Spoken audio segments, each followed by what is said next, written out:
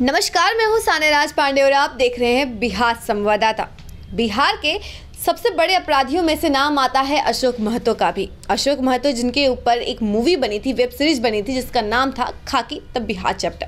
अब उस सीरीज के जो खलनायक थे या यूँ कह लीजिए हीरो थे, यानी अशोक महतो, जो कि बिहार के अपराधियों में गिने जाते हैं, उनको मुंगेर से टिकट देने की बात कही जा रही है। जी हाँ, आरजेडी की तरफ से टिकट मिलने की बात की जा रही है। तो सर, आपसे सवाल ये है, चित्तरंजन रंजन जी हमारे साथ हैं और इनसे ज़रा सवाल ये है कि क्या किसी अपराधी को टिकट देना जायज़ है? नहीं, अगर कोई सजायाफ्ता है उसको कैसे कोई टिकट देगा? हम समझते हैं कि शायद आपको जो जानकारी है जी, यह अधूरी जानकारी है।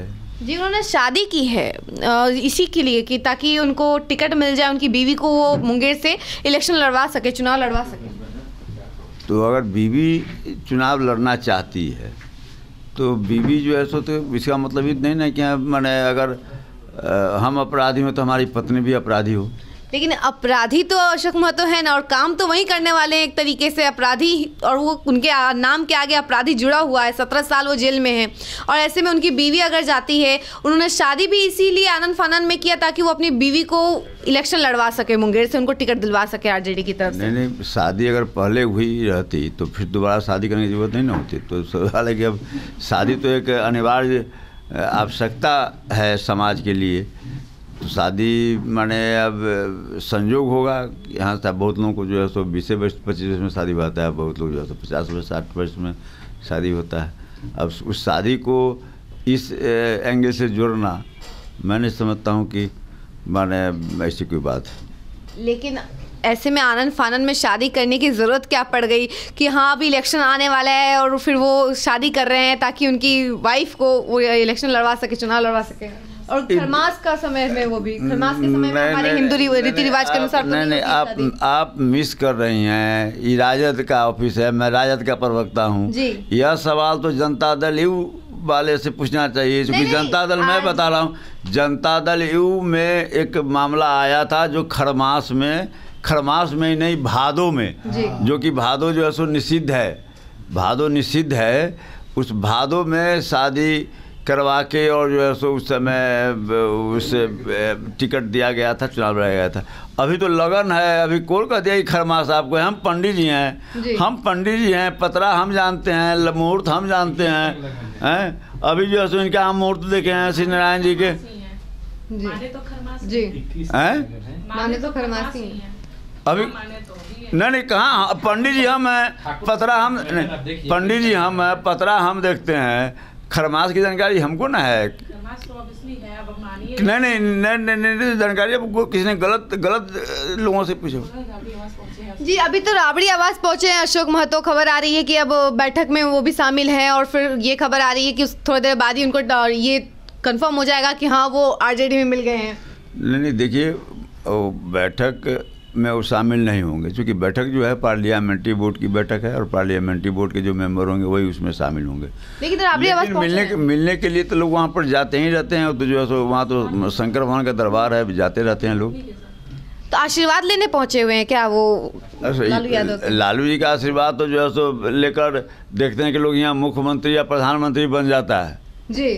तब तो क्या अपराधी भी अब इलेक्शन लड़के फिर वो भी बन सकते हैं? नहीं, अपराधी, अब देखिए, जो न्यायिक व्यवस्था है इस देश में, पहली बात तो मैं बताता हूँ कि माने अशोक महतो अगर अपराधी हैं, अगर सजायाफ्ता हैं, तो उनको टिकट नहीं मिलेगी जी। यह मैं गारंटी देता हूँ। अशोक महतो अगर सजायाफ्ता हैं, कन्विक्टेड, तो उनको टिकट मिलने का सवाल नहीं है।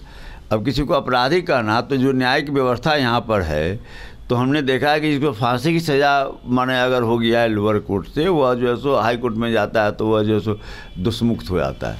तो न्यायिक व्यवस्था है, तो जब तक जो है सो सुप्रीम कोर्ट अगर जो है सो जो अगर किसी को अपराधी नहीं मानता है, तब तक उसको मैं नहीं समझता हूँ कि वह जो है सो अपराधी की श्रेणी में उसको रखना चाहिए, जो न्यायिक व्यवस्था है उसके अनुसार। लेकिन 17 साल जेल में रहे हैं, तो बिना अपराध के तो जेल में नहीं रखता है कोई भी। ऐसी भी घटनाएं घटी है कि जो है सो 17 साल क्या 30 साल से जेल में है, और उसके बाद में सुप्रीम कोर्ट कहा है कि जैसे इसको तो जो है गलत केस है इस पर था, इसको तो एक दिन भी जो है सो जेल में नहीं रहना चाहिए था। तो आपके अनुसार अशोक महतो की बीवी को टिकट मिलना चाहिए? देखिए, अशोक महतो की बीवी अगर जो है सो सक्षम होगी, अगर पार्टी महसूस करेगी, एक तो बात है कि महिलाओं को हम लोग को तरजीह हम लोग देते रहे हैं, और महिलाओं में भी जो है सो जैसा कि आप सभी जानते हैं, महिला आरक्षण में भी हम लोग का यह रहा है कि आरक्षण के अंदर भी, माने महिला आरक्षण के अंदर भी आरक्षण की व्यवस्था हो, जो समाज के पिछले तबके की जो महिलाएं हैं, जो अभी विकास से काफ़ी दूर हैं या राजनीति के मुख्य धारा से नहीं जुड़ पाई हैं, वैसे लोगों को मौका अगर दिया जाए। आपने देखा मुन्नी रजक को एमएलसी बनाया गया, उर्मिला ठाकुर को भी एमएलसी बनाया गया, तो उस ढंग से कोई अगर महिला उम्मीदवार ऐसे आती है राजद के टिकट के लिए, जो राजद से जुड़ी हुई रही हो और जिसकी जीतने की संभावना होगी, तो निश्चित रूप से वैसे पर विचार किया जाएगा। सर एक और सवाल, अभी कल ही अशरफ अली फातमी जो थे उन्होंने जदयू छोड़ के आरजेडी में विलय किया हुआ है, ऐसे में फिर आखिर रीज़न क्या था, क्या उनको लग रहा था कि उन्होंने जदयू छोड़ा?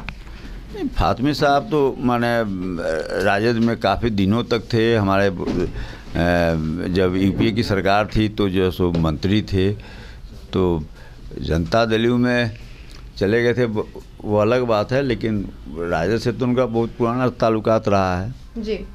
और रोहिणी आचार्य की भी बात सामने आ रही है कि रोहिणी आचार्य को भी अब इलेक्शन में उतारा जाएगा। यह तो जो है सो आपके लिए गर्व की बात है, पूरे बिहार के लिए गर्व की बात है अगर रोहिणी आचार्य को टिकट दिया जाता है तो जो है सो, हालांकि मैं प्रवक्ता हूं, मैं आधिकारिक बयान ही दे सकता हूं, लेकिन आपने यह सवाल किया तो मैं कहता हूं कि माने यह तो गर्व की बात होगी कि रोहिणी आचार्य जैसी बेटी को अगर पार्टी की कोई भी पार्टी अगर वैसी बेटी को कोई टिकट देता है तो यह तो गर्व की बात है कि जिसने अपने पिता के लिए किडनी देकर एक आदर्श कायम करने का काम किया है। तो अभी तो ऐसा कुछ हुआ नहीं है, लेकिन माने होता है तो यह गर्व की बात होगी। लेकिन ये तो परिवारवाद हो ही गया ना, क्योंकि हमेशा वो कहते हुए दिखाई देते हैं भाषणों में कि वो परिवारवाद को सपोर्ट नहीं करते हैं, परिवारवाद से के खिलाफ है, लेकिन ऐसे में देखा जा रहा है कि रोहिणी आचार्य को भी टिकट मिलने की बातें सामने आ रही, तो परिवारवाद हुआ या नहीं? कौन परिवारवाद की बात करते हैं? नरेंद्र मोदी ये परिवारवाद, जो घर में झगड़ा लगाते हैं, कहते हैं कि पूरा हिंदुस्तान मेरा है, पूरा भारत मेरा परिवार है,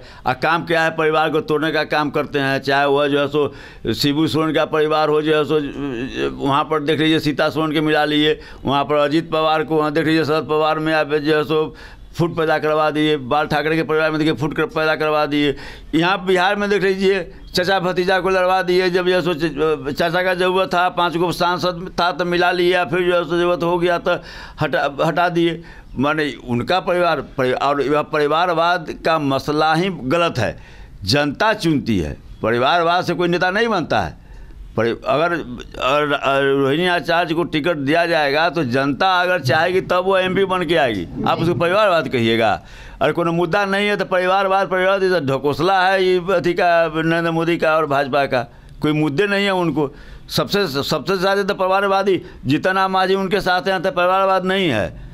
सम्राट चौधरी बने हुए हैं उनके अध्यक्ष और उप मुख्यमंत्री बने हुए हैं, तो किस चीज़ की उपज है? उनके पिताजी शकुनी चौधरी को लोग नहीं जानता है, तब बात करते हैं कि परिवार। उनके चिराग पासवान उनके साथ चले गए तो परिवारवाद माने नहीं हुआ, वहाँ पर जयंत चले गए उनके साथ तो परिवारवाद नहीं हुआ, सारा परिवारवाद तो जो, लेकिन हाँ उसको पर परिवारवाद का आरोप लगाते हैं जिसको जनता नेता मानती है। अब तेजस्वी यादव को जनता स्वीकार कर रही है, तेजस्वी यादव के आह्वान पर लाखों लोग पटना के सड़क पर आ गया, तेजस्वी यादव के नेतृत्व में 2020 के चुनाव में जो है सो किला फतह कर दिया, नरेंद्र मोदी का 50 हेलीकॉप्टर को एक हेलीकॉप्टर से खदेड़ के बाहर कर दिया जी।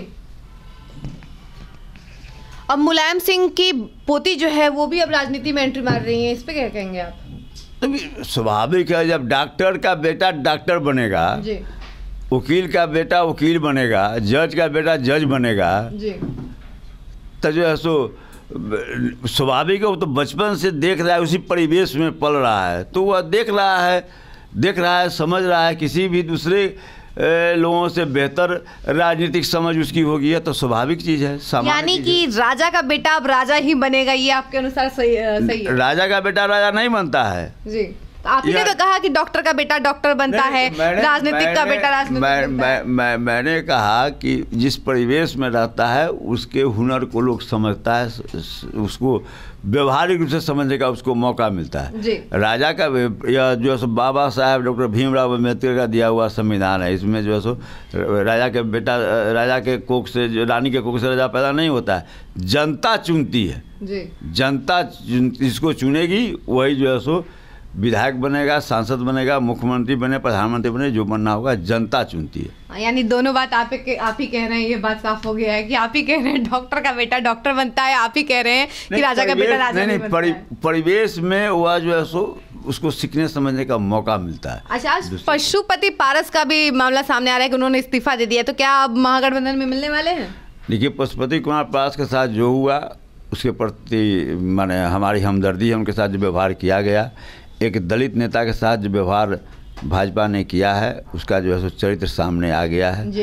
अब आना ना आना यह तो जैसे हम लोग का पार्टी का राष्ट्रीय नेतृत्व जो है आदरणीय लालू जी तय करेंगे, हम लोग के नेता प्रतिपक्ष आदरणीय तेजस्वी जी तय करेंगे। तेज प्रताप तो कह रहे हैं कि महागठबंधन का दरवाजा खुला है, जब चाहे पशुपति पारस जी वो आ सकते हैं। नहीं, सवाल मैंने कहा कि यह जो है सो फैसला राष्ट्रीय नेतृत्व ही करेगा, इसके लिए पार्टी जो है सो लालू जी को और तेजस्वी जी को अधिकृत किए हुए। तो आपने सुना कि चित्तरंजन रंजन जी ने क्या कुछ कहा है कि चाहे कुछ भी हो अपराधियों को आरजेडी टिकट नहीं देगी। वहीं उन्होंने कहा कि ये सभी जितना भी नेतृत्व है वो लालू यादव करेंगे कि पशुपति पारस महागठबंधन में शामिल होते हैं या नहीं, वो तो वक्त बताएगा। ऐसी ही तमाम खबरों के लिए बने रहिए हमारे साथ और देखते रहिए बिहार संवाददाता।